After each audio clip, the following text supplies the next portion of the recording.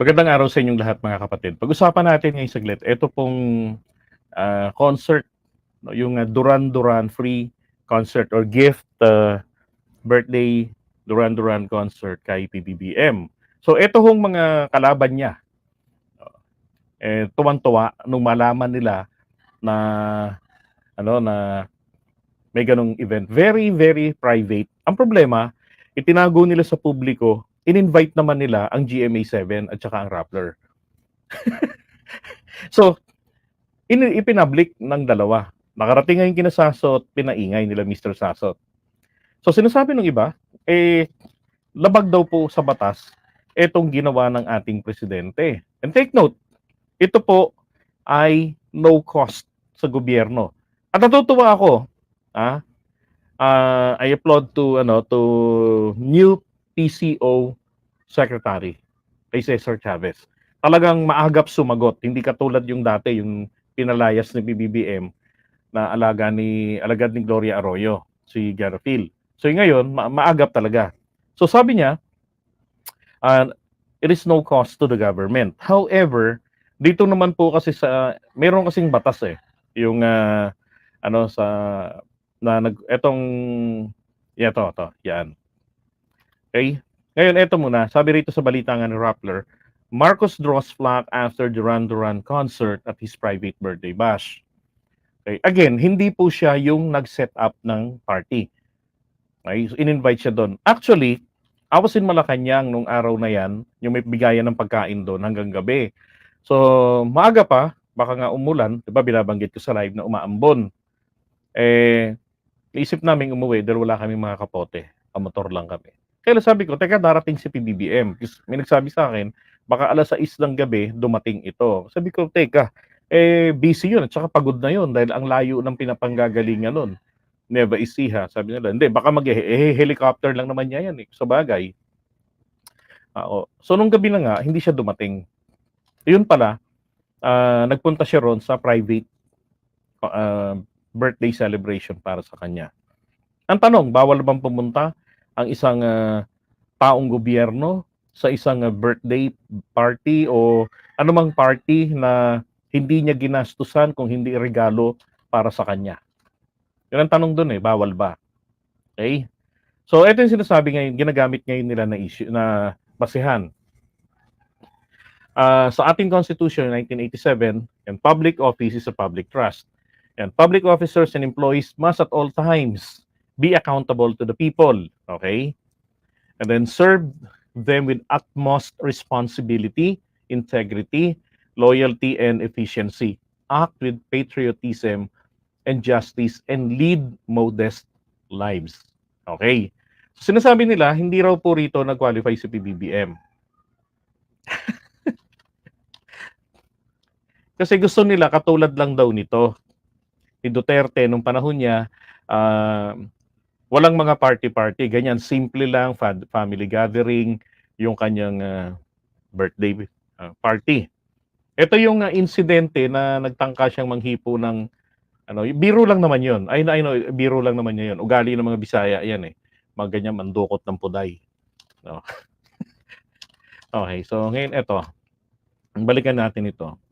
So ito pong itong batas na to, yung alimutan ko yung Republic Act number nito 6713 ba yun? 6713. Okay.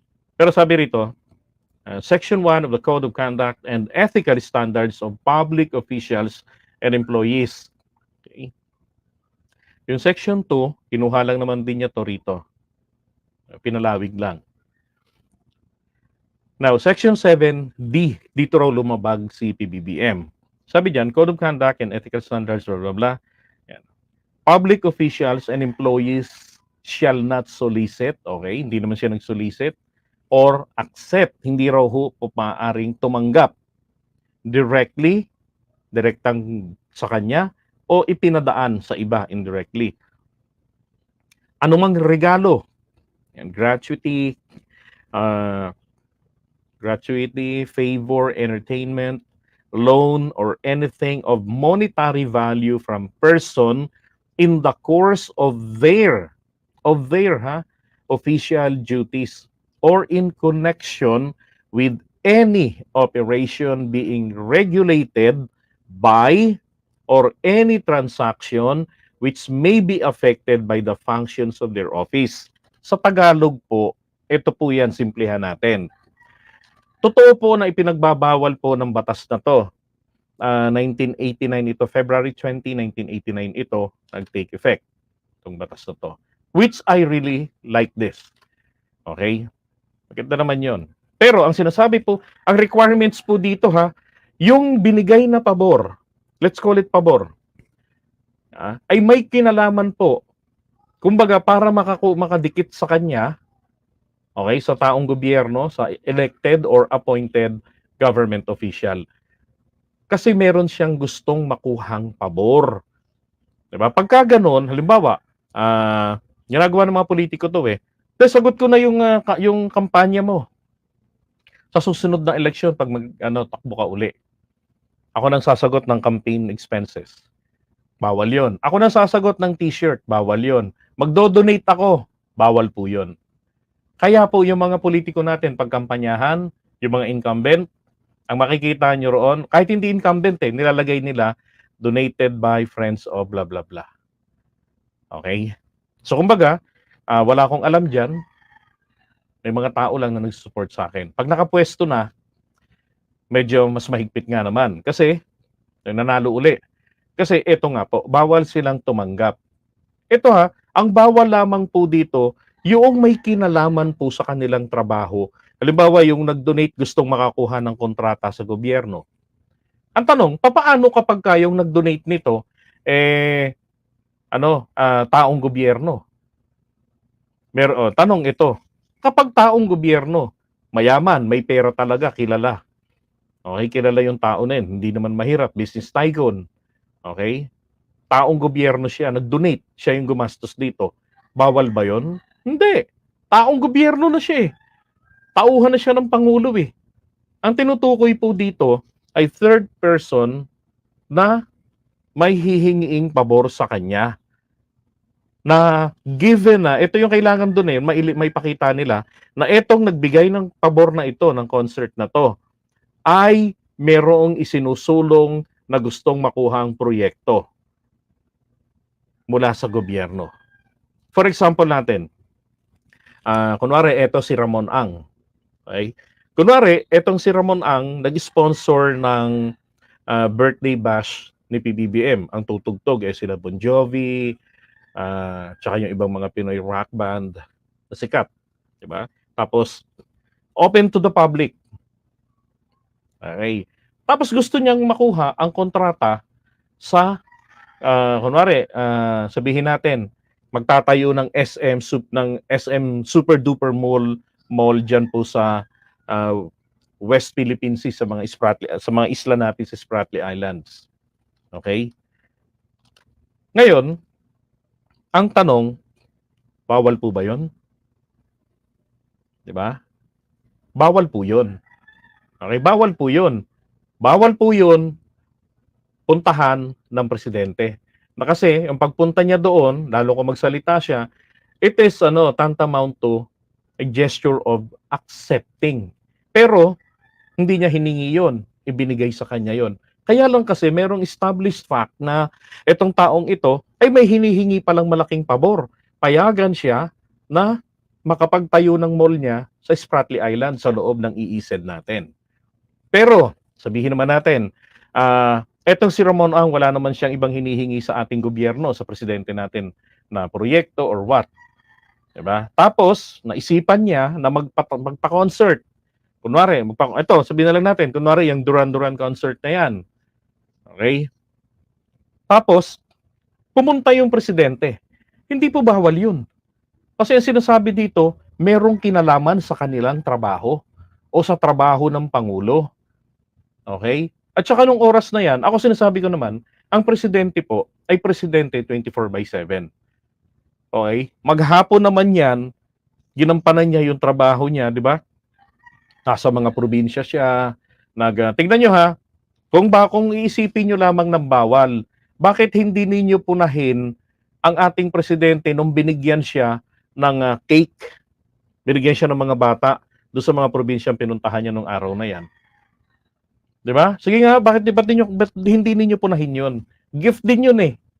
Tinanggap pa ng presidente yun, yung binigay ng bata. Anong pinagkaiba po ng maliit na cake na binigay ng isang batang anak ng mahirap at doon sa concert na ibinigay ng isang kaibigan na mayaman? Anong pinagkaiba ng dalawa? Eh pareho lang namang regalo yan. Oh, 'di ba? Makakalabag po ang ating presidente, makinig kayo. Makakalabag po siya sa batas na yan kung yung tatay ng bata ay gustong makuha ang kontrata ng paghahalo blocks dun sa labas ng eskwelahan. Kaya siya nagbigay ng cake at sabay bulong, Mr. President, baka naman makuha ko na lang sana yung kontrata rito. Tapos, tinanggap niya yung cake. Pero hindi pa naman siya sumasagot. Labag na ho yun sa batas. Okay, tinanggap niya eh. Yung tatay ng bata na nagbigay ng cake sa kanya, I believe sa Nueva Ecija yata yun, eh, mayroon kasing gustong hingiing pabor.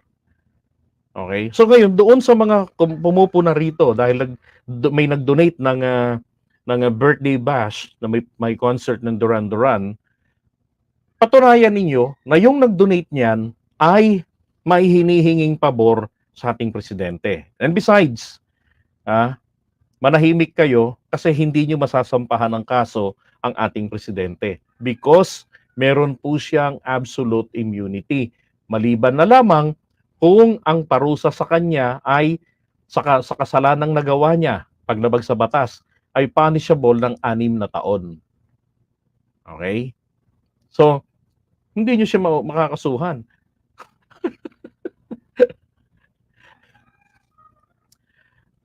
Sabi nga ni Chit Salabit, correction, 69th birthday ni Digong, March 28, 2014.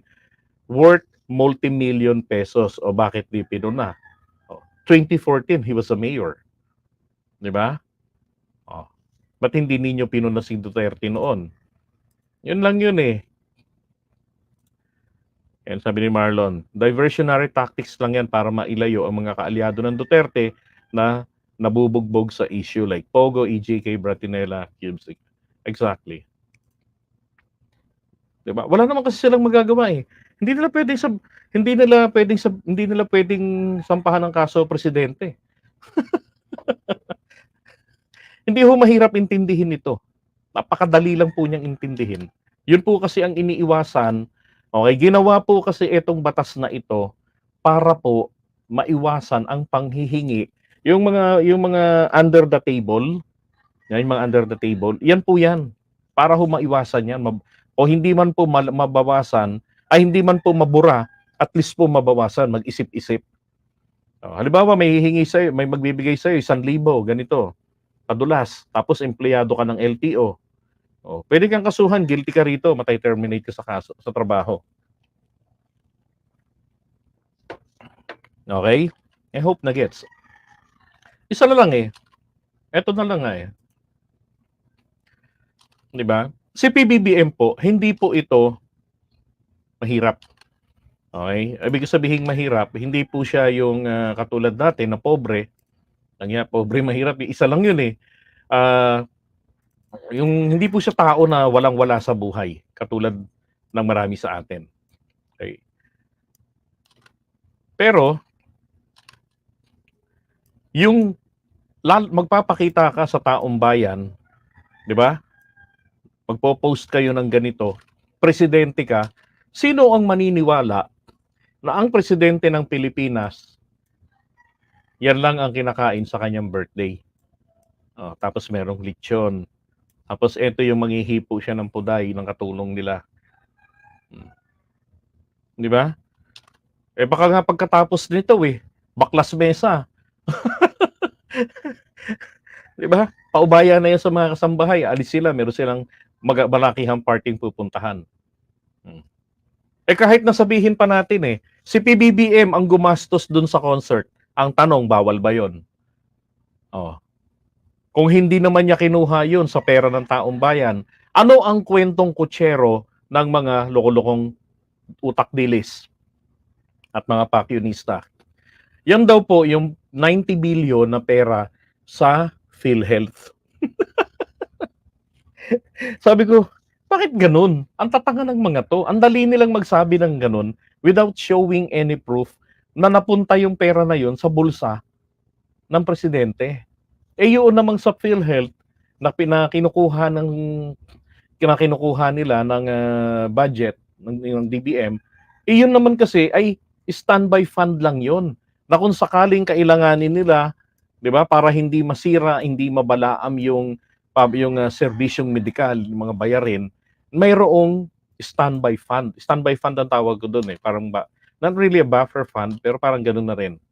Oh, ngayon kapagka hindi naman nila kinailangan, ang sabi nga dun sa GAA, ay puwedeng ibalik sa national coffers. Oh, 'di ba? Kaya legit na puwedeng bawiin 'yun, hindi mapipilay ang PhilHealth. Ano gagawin nun dun, nakatambay lang, 'di ba? Sabi nila, lawakan ang coverage, nilawakan na nga po ni PBBM ang coverage, eh. Dati magkano lang ang coverage, 1,000 lang dun sa dialysis, ngayon ginawang 4K. Oh, nilakihan. Ay naku, 'di ba? Eto, kitang-kita rito kaplastikan nito. Presidente ka, tapos nung hindi ka presidente, mayor ka, 'di ba? Milyon-milyon ng, 'di ba? 2014 ang ginastos sa iyong birthday. Hindi man kanyang bulsa po nanggaling yung gastos dun sa birthday bash noong 2014, still government employee pa rin siya. Nagpo-fall pa rin dito.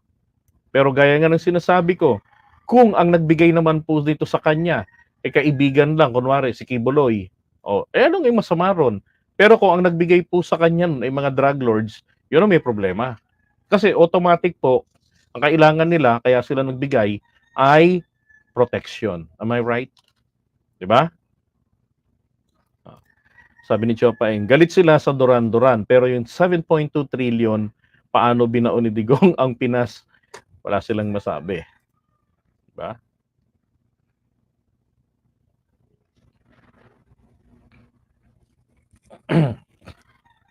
Okay. So, I hope na gets nyo, ha? Kaya sinasabi ko sa iba, patunayan nyo na yung nagbigay ng pa-birthday na yan ni PBBM, yung sponsor, meron siyang gustong hingiing pabor sa ating presidente. Pagka ganon, lumabag nga ang presidente dyan. Pero, lumabag siya na pinuntahan niya. Kasi yung pagpunta, pagtanggap yun, eh. Di ba? Pero, ang tanong, makakasuhan nyo ba siya? Definitely not. May immunity yan, eh. Absolute ang immunity ng Pangulo. Okay? So, for now, iyak na lang muna sa mga dilis. Sabihin na natin, hindi naman po plastic ang ating Pangulo. Ever since, alam naman po na natin, na, di ba? Isa nga yan sa bagay na kinaiinisan ng tatay niya sa kanya, na mahilig siya sa mga party-party. Pero may bahagi ng kanyang nakaraan, ng kanyang kabataan. And besides, ginagampanan rin naman niya ang trabaho niya bilang presidente. Isipin mo na lang, yung mga ine-expect natin na kalaban sana tong mga dilawan. Bakit hindi po sila ngayong kalaban? Ang kalaban, yung ine-expect natin na may utang na loob sa mga Marcos, ito palang mga mangga ng mga Duterte. Mga manggagamit. Tama? Matapos makinabang at naging presidente, ang gusto, gawin pa siyang puppet. Yan naman po talagang ikinagagalit nila Duterte kay BBM. Na-threaten siya nung si Sara ay nag-BP. Kasi nga, alam niya, mawalan siya ng puppet at useless ang vice president. Kaya nga ayaw ni Duterte tumakbong vice president, eh. Di ba? Okay? So,